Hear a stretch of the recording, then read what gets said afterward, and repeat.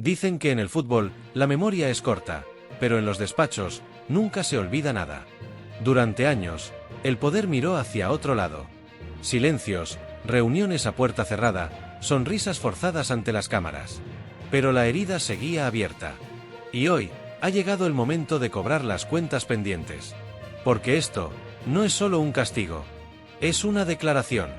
Una advertencia. Un mensaje directo al club que osó desafiar al sistema.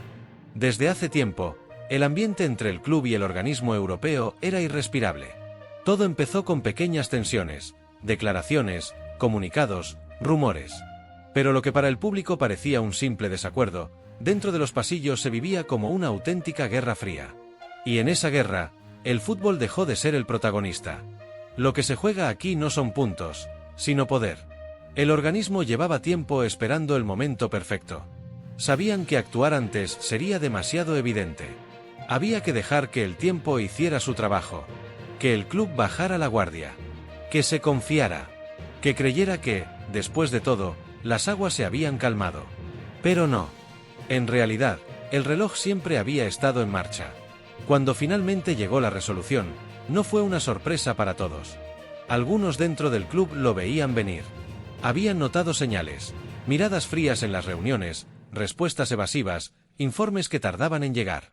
La maquinaria se estaba moviendo, lenta pero implacable. El castigo cayó con fuerza. Y aunque se intentó presentar como una decisión institucional, nadie dentro del fútbol creyó que fuera solo eso. No era un simple expediente. Era un golpe calculado. Preciso. Con un propósito claro, dejar claro quién manda. El mensaje era inconfundible. Desafiar al poder tiene un precio. El club trató de mantener la calma, de hablar de injusticia, de doble rasero. Pero en el fondo sabían que estaban pagando viejas deudas. No solo las de ahora, sino las de todos esos años en los que se enfrentaron a los que mueven los hilos. Y es que el fútbol moderno no perdona la insubordinación. Puedes perder partidos, incluso temporadas. Pero desafiar al poder, eso se paga con sangre fría. Dentro del club, el ambiente cambió de inmediato. Las reuniones ya no eran sobre fichajes ni estrategias deportivas. Eran sobre daños colaterales, sobre cómo sobrevivir a una tormenta que no se podía detener. Porque, en el fondo, todos sabían que el daño real no era económico, era simbólico.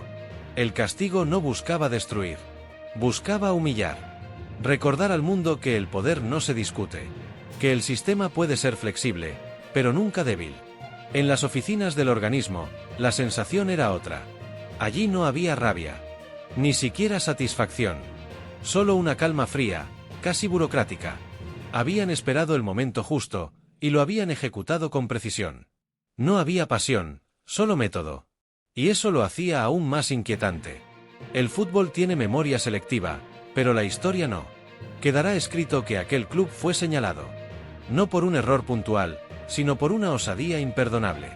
Por haberse atrevido a desafiar la estructura que sostiene todo el negocio. El público reaccionó como siempre. Unos aplaudieron, otros se indignaron. Pero la mayoría, simplemente siguió adelante.